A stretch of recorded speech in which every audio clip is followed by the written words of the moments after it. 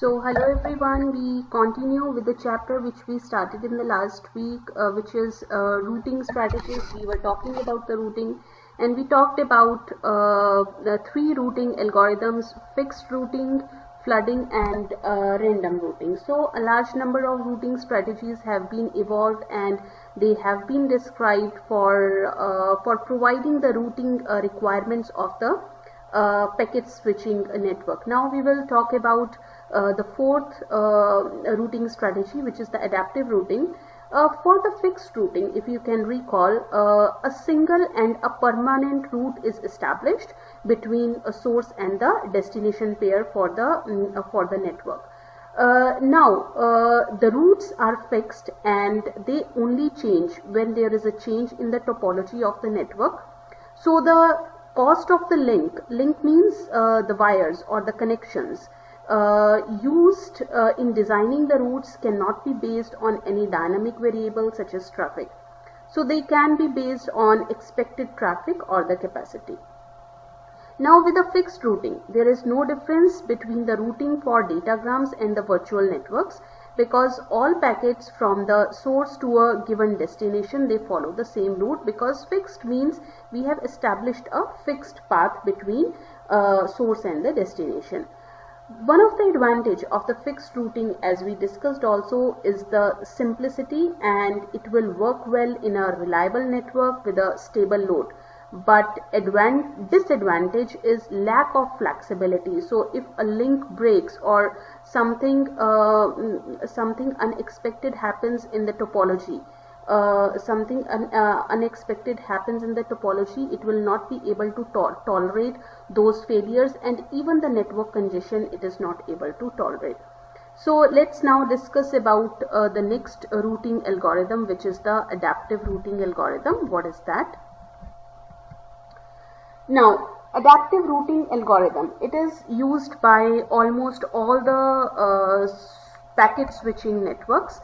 So it is used by almost all the packet switching networks, and the routing decisions change as the conditions in the network change. For example, we have a network, in the network a node fails or there is a congestion. So in that case, a routing decision will change based on the dynamic nature of the network.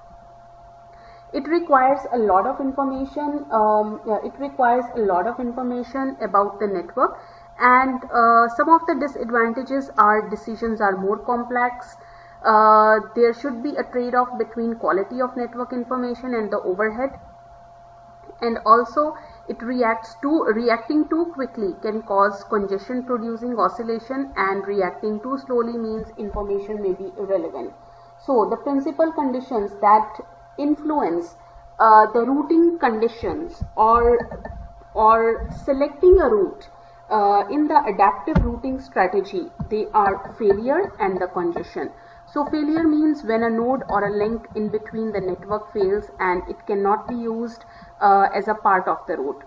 For example, you might have experienced whenever we try to go on some route. For example, these days many roads are closed.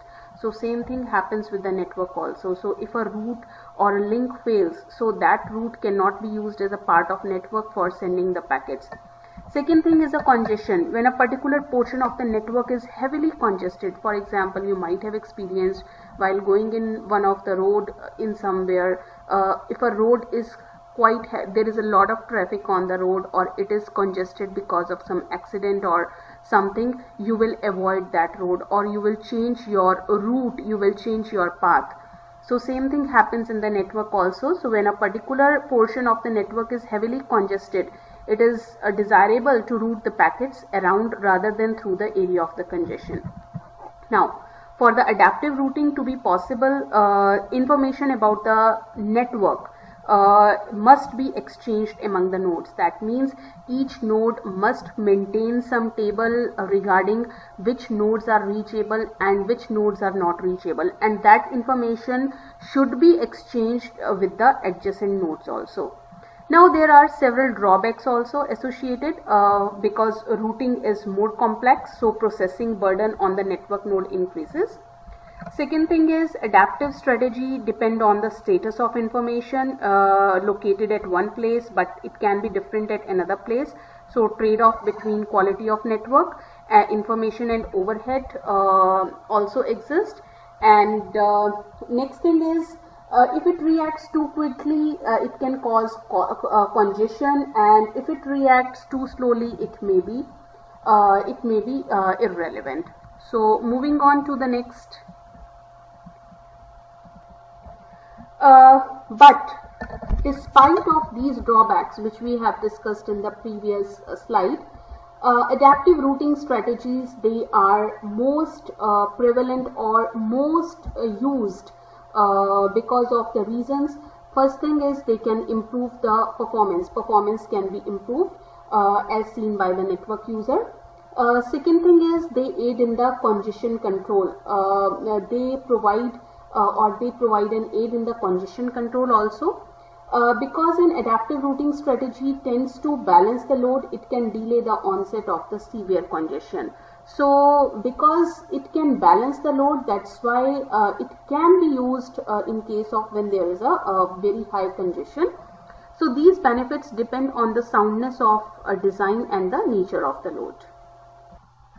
So let's move on to the next slide.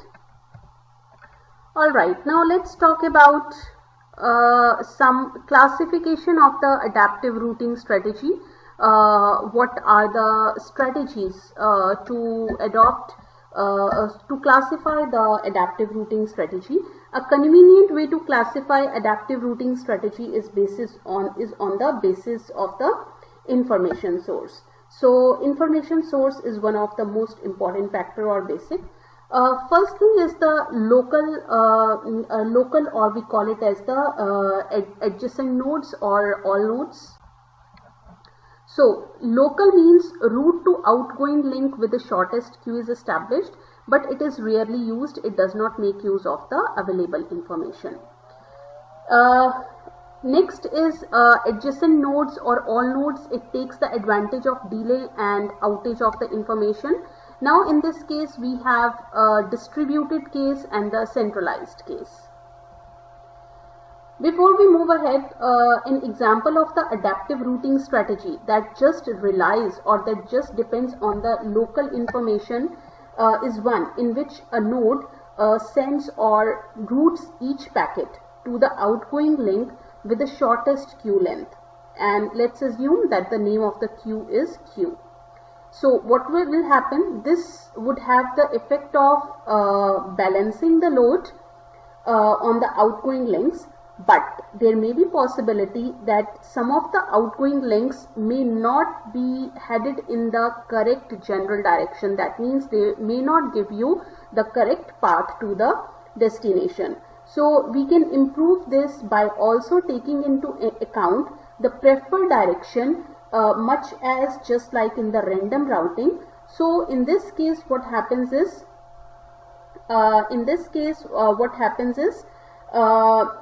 each link emanating coming from the node, it will have a bias factor. Let's call it as BI or BJ or BK, whatever, for each destination I.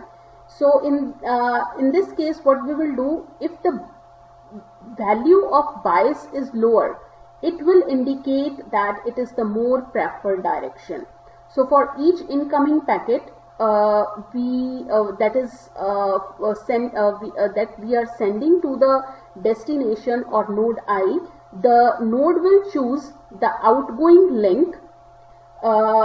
It will choose the outgoing link in a way that it will minimize the factor of Q plus B.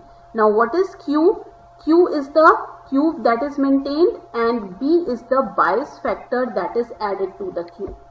So what node will do? Node will try to send the packets in the right direction because some you can say some value has been added with a concession made to the current traffic delay. But adaptive schemes, they are based on only the local information and they are rarely used rarely used for the available information. Strategies based on the information from the adjacent nodes. So the strategies based on information from adjacent nodes or all nodes, they are commonly used, because both these strategies, adjacent nodes or all nodes, local node strategy is not used because they do not use all the information. So based on the information from the adjacent nodes or all the nodes, that strategy is used, because both these strategies, they take the advantage of information from each node, which gives them an information about delays and outage that it experiences. So these adaptive strategies, these can be either distributed or it can be either centralized. So now we have two types of strategies: information source, based on information source. One is local, another one is adjacent nodes. So local depends upon the local nodes, which is rarely used because all the information cannot be obtained regarding the congestion and the delay. So the strategies based on adjacent or all nodes is used. Now the strategies based on this principle, it can be either distributive strategy or centralized strategy. So now what happens in the distributed strategy? In the distributed strategy, each node will exchange the delay information with the other nodes. So based on the incoming information, a node will try to estimate the delay to the destination and applies a least cost routing algorithm. Whereas in centralized case, each node reports its link delay status. So it reports the link delay status to the central node, which designs routes based on the incoming information and sends this routing information back to the all nodes. So this is the difference between both of them.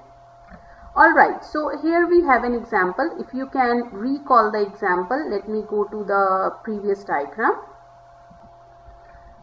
This is based on the diagram that we have done already. Alright, let me go to the previous diagram which we were talking about in the beginning.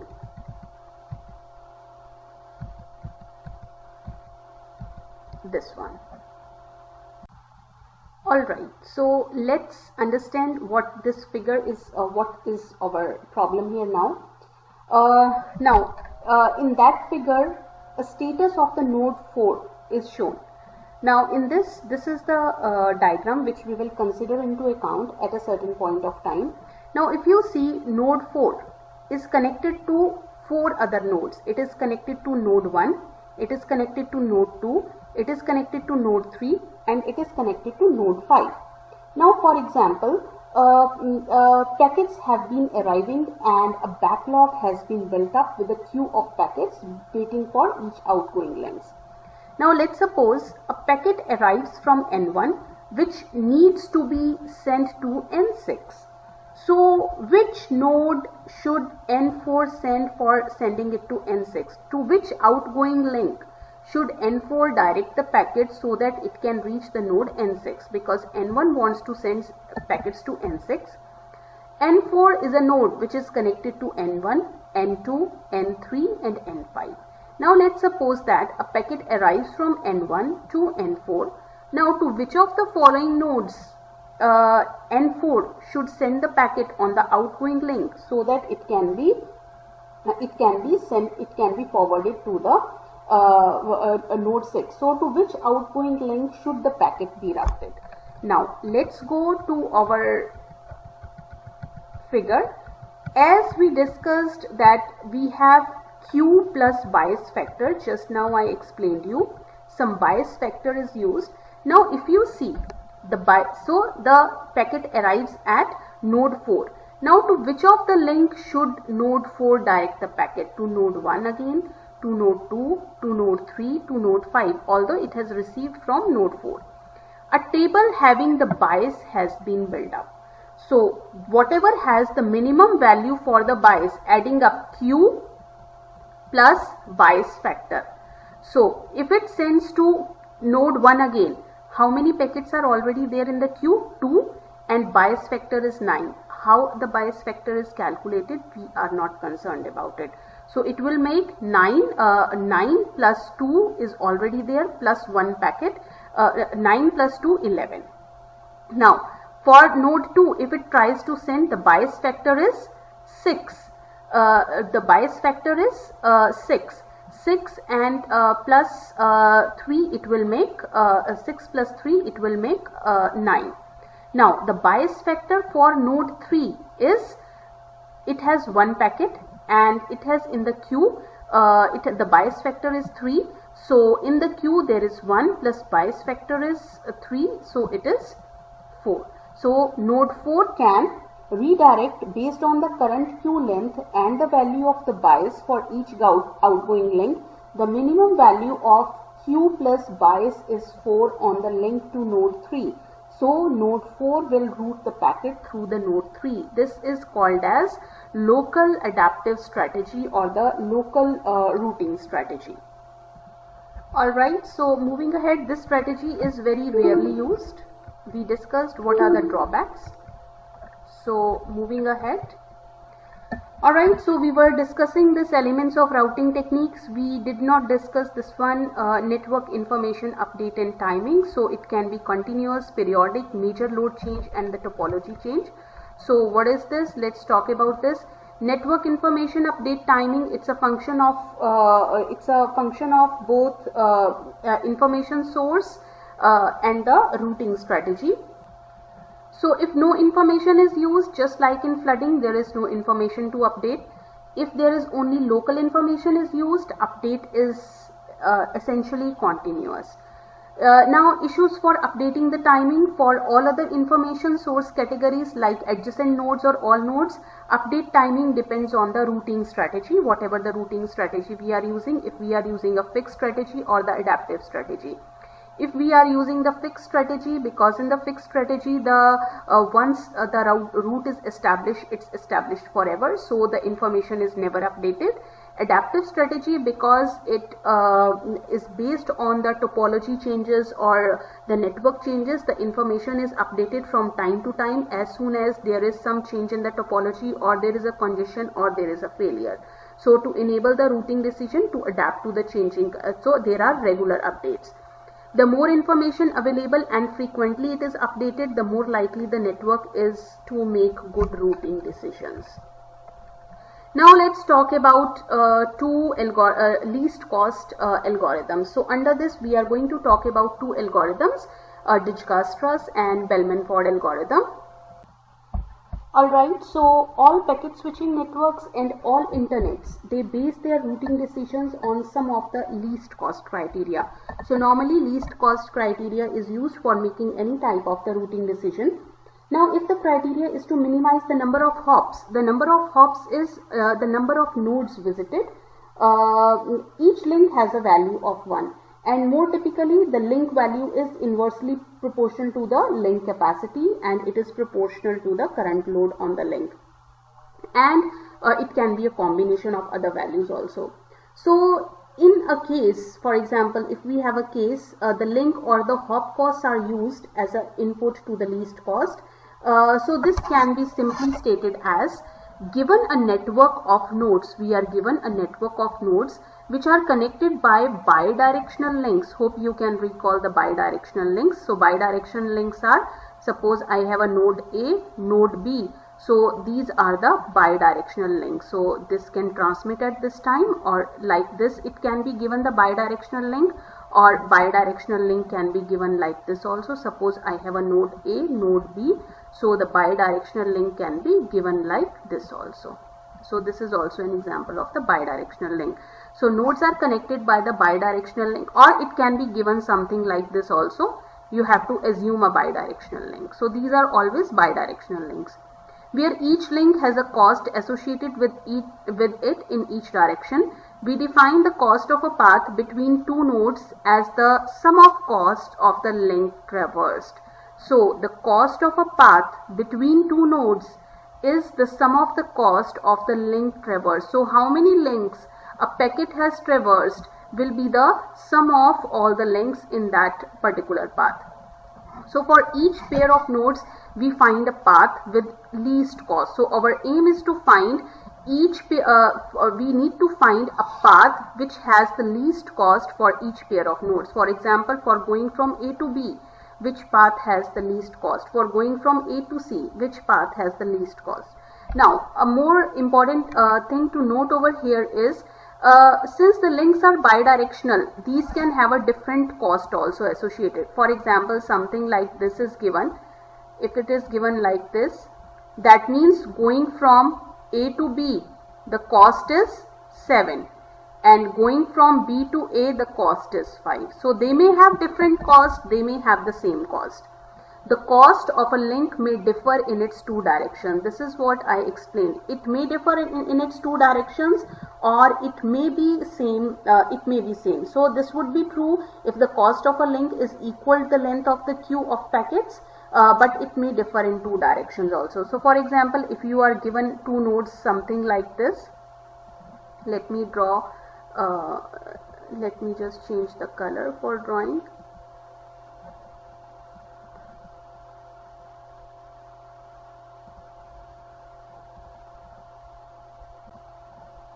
Alright.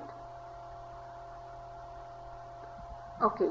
So for example, if I am given something like this, I have two nodes, and if it is given a node like this, 7, that means cost from A to B is also 7, and cost from B to A is also 7. So it can be, the links can be given like anything, but it is assumed to be a bidirectional. Most least cost routing algorithms in use in packet switching networks and internets are the variations of the two common algorithms. So Dijkstra's algorithm and the Bellman. All the routing algorithms that we used for least cost in internet and most of the networks, they are variations of Dijkstra's and Bellman-Ford algorithm. So we are going to talk about these two algorithms. In this lecture, I am going to explain about Dijkstra's algorithm, and my next lecture will be on the Bellman-Ford algorithm. Alright, so Dijkstra's algorithm. Find the shortest path from the given source. That's our aim. So we need to find the shortest path from the given source node to all other nodes. So Dijkstra's algorithm can be stated as find the shortest path from the given source node to all other nodes. So from a given source node to all the nodes by developing the paths in order of increasing path length. Now, algorithm runs in stages. So it runs in stages. By the kth stage, kth can be like the end stage, the shortest path to the k nodes from the source node have been determined, and these are set in these are included in a set called T.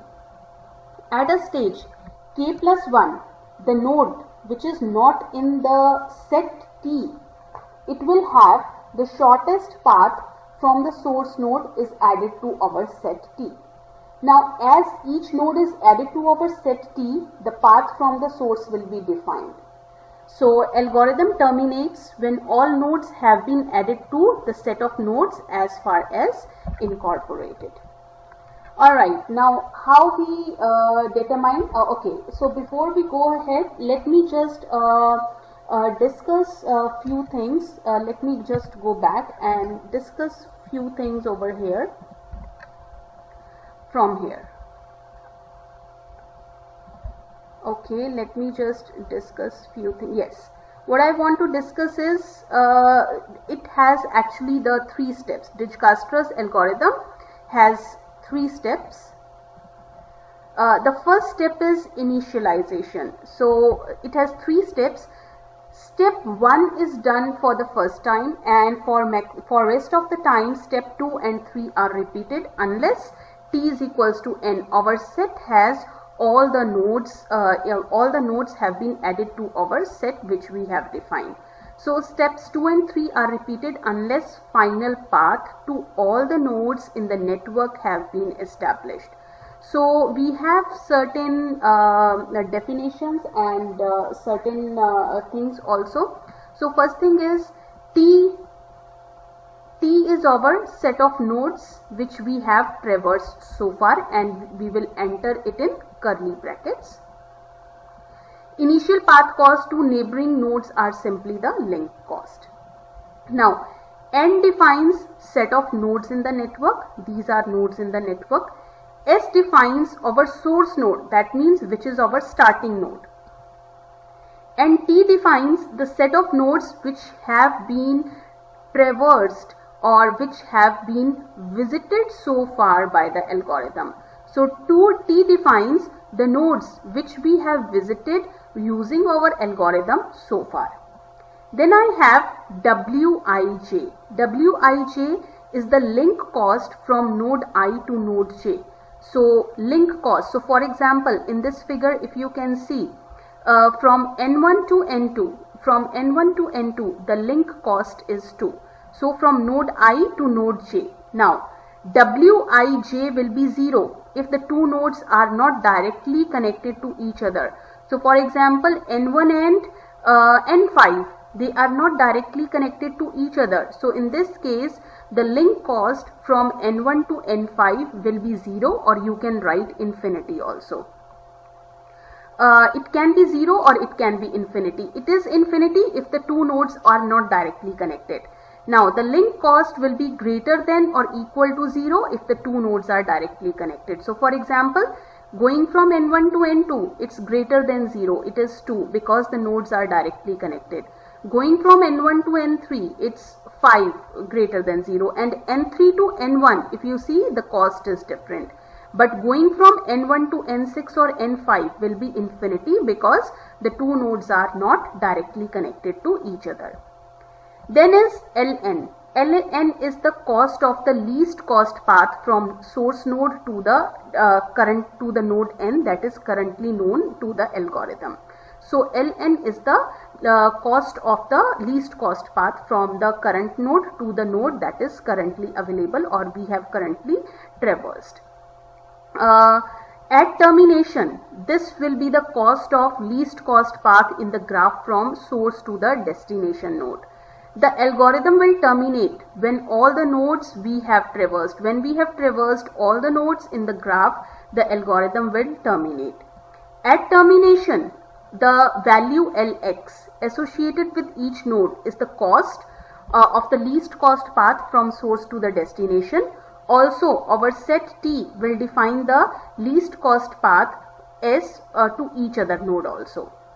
One iteration of steps 2 and 3 adds one new node and defines the least cost path. And the path passes only through the nodes which are in the set T. So in step 2, what we will do, we will traverse the next node, and in step 3 we will update the least cost path, and these step 2 and 3 we will keep on repeating unless and until we have traversed all the nodes. So this is how we are going to do it. Now let's go to the example. Let's check the example how to do it. Alright, so we have the example. This is our graph. Now our aim is to find the least cost path from node 1 to node 6. So we need to find out the least cost path from node 1 to node 6. So our aim is to find the least cost path from source node N1 to N6. Now first of all, let's understand the graph. The cost of traversing or going from N1 to N2 is 2, and cost of going from N2 to N1 is 3. So these are bidirectional link. They may have same cost or they may have different cost. Similarly, going from N2 to N3 is 3 and going from N3 to N2 is 2. So similarly, all the arrows have some weight which shows the outgoing and the incoming cost. Now we have to make a table using the Dijkstra's algorithm. So in this I will explain the Dijkstra's algorithm. Now how to make a table? Why we have written S1? Because we are finding a path from source node 1 to source node 6. So in this case you have to make a table like this, same table like this. What are you going to do? First thing is iteration. Iteration is how many number of steps. Then you have T. T is the set of nodes which you have visited. Now I hope you must be knowing what are nodes. I have N1, N2, N3, N4, N5, N6, these are nodes, and these arrows which show the number, these are links. So you will have a table, iteration, T is the set of nodes which we have visited or explored, and it will be written in the curly brackets. Next we will write all the other nodes like N2, N3, N4, N5, N6. So how are we going to write? L2, L3, L4, L5, L6, and with that we are going to write the path. Path means which path to follow. So this is our initial design of the table. So we will start from the first iteration. Remember that your number of iterations should be equal to your number of nodes. So for example, we have 6 nodes and we may have 6 iterations. Because we need to start from N1, so that's why I have entered over here 1, because I am exploring this node. So whichever node I am exploring, I need to add it to the set. Now let's go back. Now going from node 1 to node 2, what is the cost? Let's go back. Going from node 1 to node 2, what is the cost? Cost is 2, right? And the path is 1 to 2. So cost is 2 and the path is 1 to 2. Now going from N1 to N3, what is the cost? Cost is 5 and the path is 1 to 3, N1 and N3. So the cost is 5 and path is 1 to 3. Next is, because this node is also connected to N4, so what is the cost? Cost is 1 and the path is 1-4. Right? Now let's go further. Since node 1 is not directly connected to node 5 and it is not directly connected to node 6, so we will write over here in the cost we will write infinity and in the path we will put dash. So if a node is not directly connected to any node, the cost is infinity and there does not exist any path. Now what we will do, since we have all these, we have explored the least cost to node 2, node 3, node 4. Now we need to explore the next node. So out of these, node 2, node 3, node 4, which node should be selected? The node which has minimum cost should be selected. So node 2 has a cost of 2, node 3 has a cost of 5, node 4 has a cost of 1. So we will select 1. Now there can be a case where 2 nodes have same cost. So in that case you can select any of the node or you can select which node is listed first. So that will not matter. Okay, so the node which has the least cost is node 4. So I am going to select this node. So if you see over here, node 4 has been added to our set. Now going from node 4 to node 2, we need to update the cost. Going from node 4 to node 2, the cost is same 2, so no need to update it, because now if there exists a minimum cost, we will update our table. If the cost is same or it is greater, we will not make any changes. So what will happen to this now? It will remain unchanged. Since it is the same, it will remain unchanged. Now going from 4 to 3, if you see there is a change. How there is a change?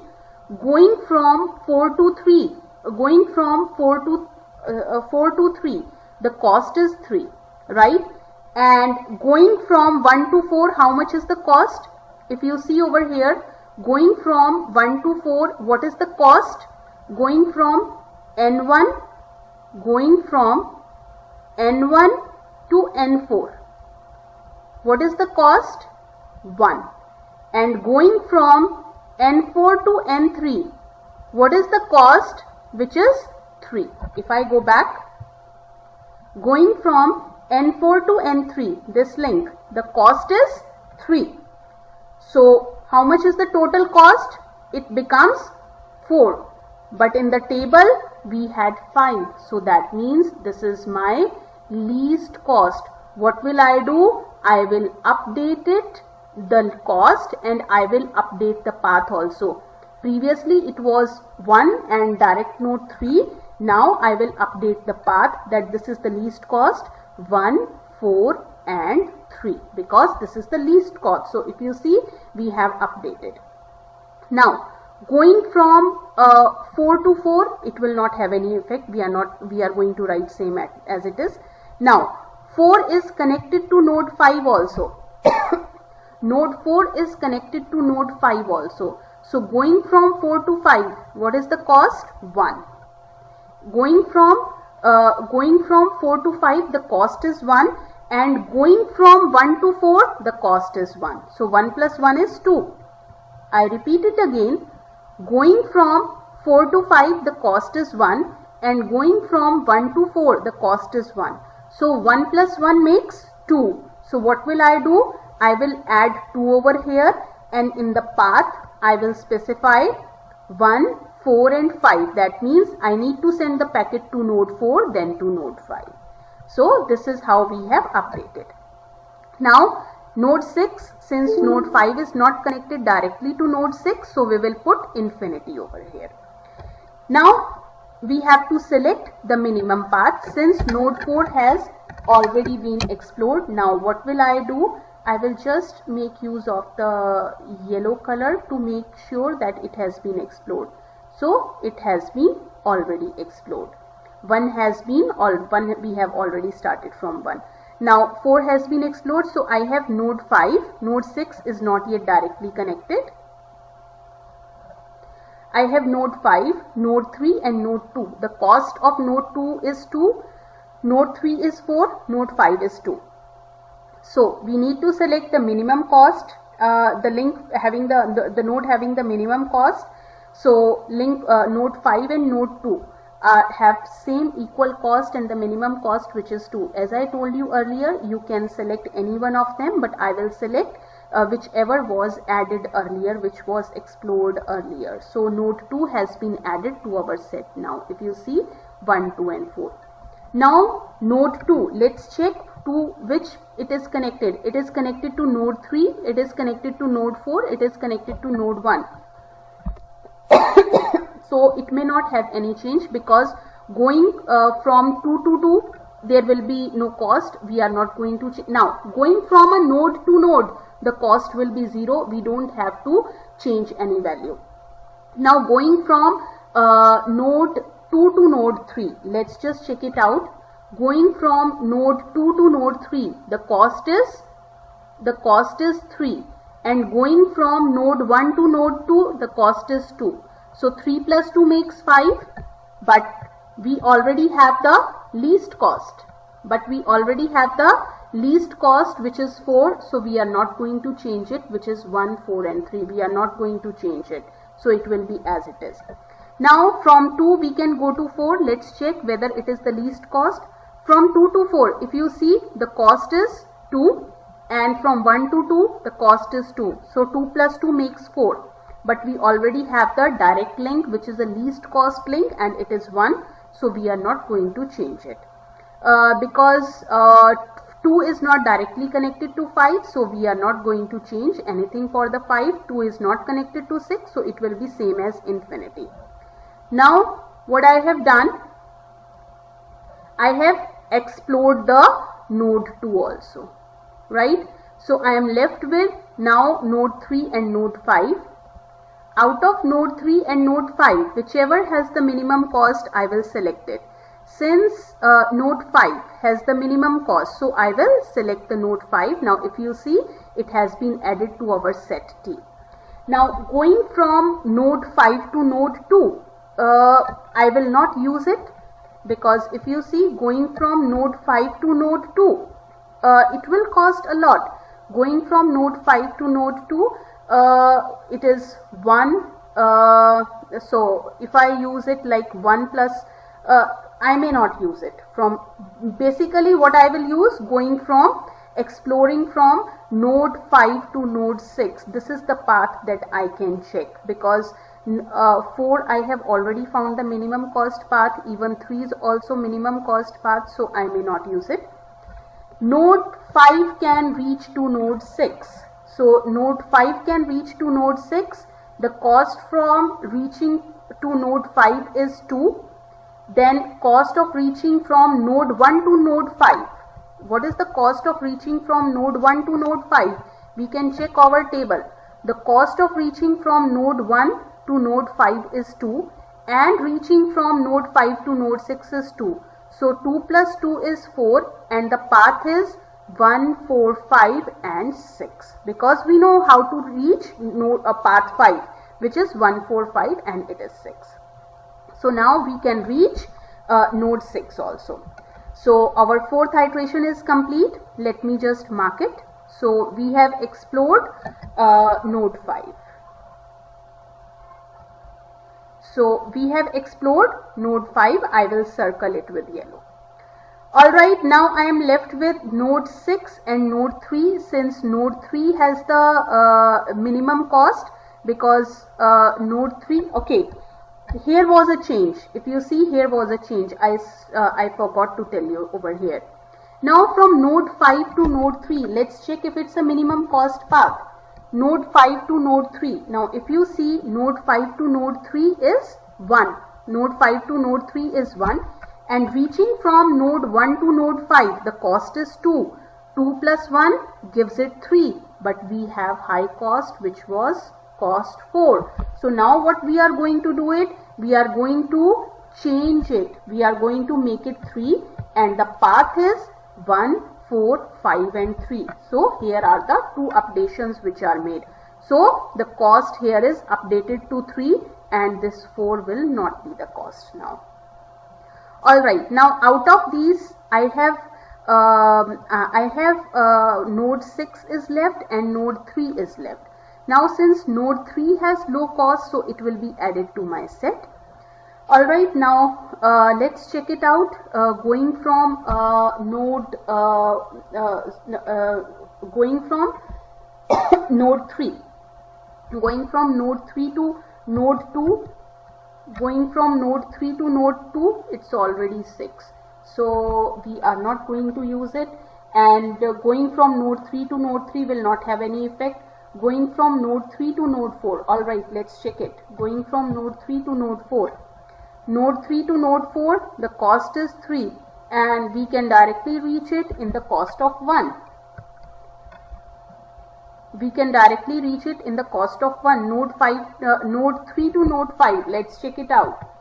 Node 3 to node 5, the cost is 1 and reaching to node 3, what is the cost? Reaching to node 3, what is the cost? Reaching to node 3, the cost is 3.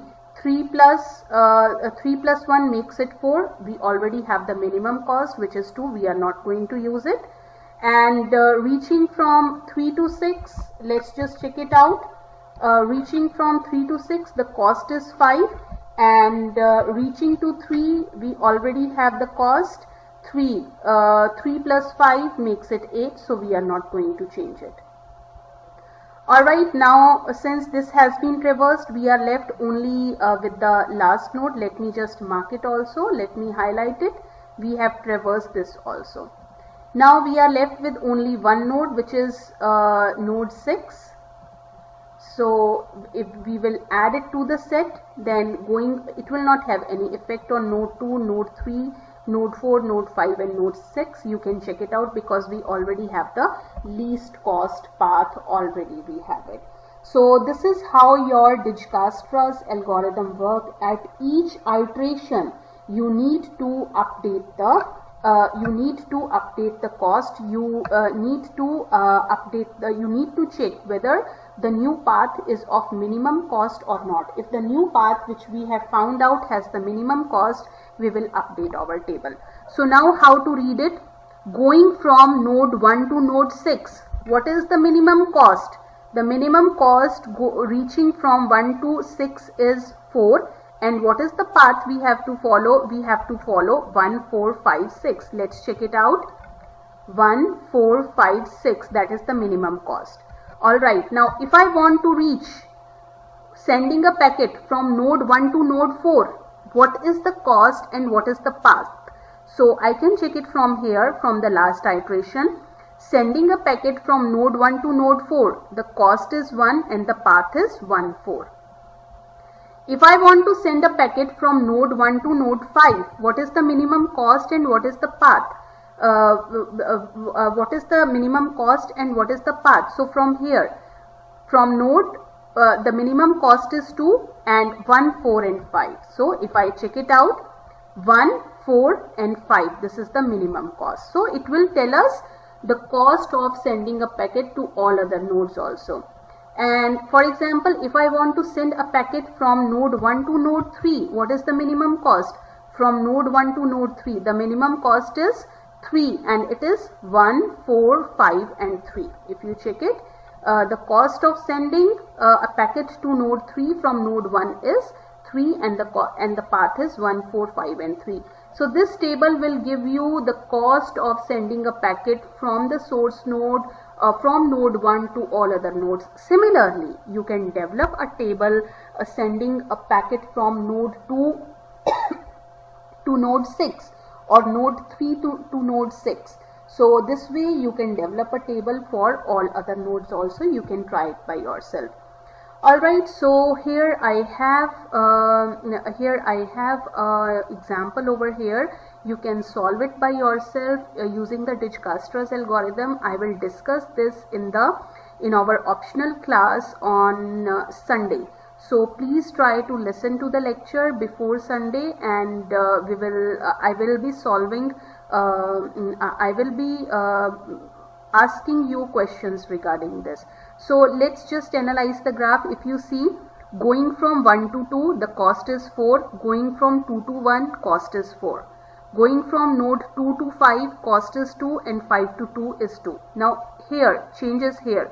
Going from node 3 to node 4, the cost is 4. But going from node 4 to node 3, the cost is 3. Similarly, I have a change here. Going from node 4 to node 5, cost is 4, but going from node 4 to node 5 to node 4, the cost is 6. So if you see something like this, that means the cost is same in both the directions. If we have two different links with two different numbers, that means it has a different cost. So this is all about Dijkstra's algorithm for this lecture, and we will have another lecture in which I am going to explain the Bellman-Ford algorithm. So please solve this question by yourself before we have the virtual class, online virtual class. So thank you so much.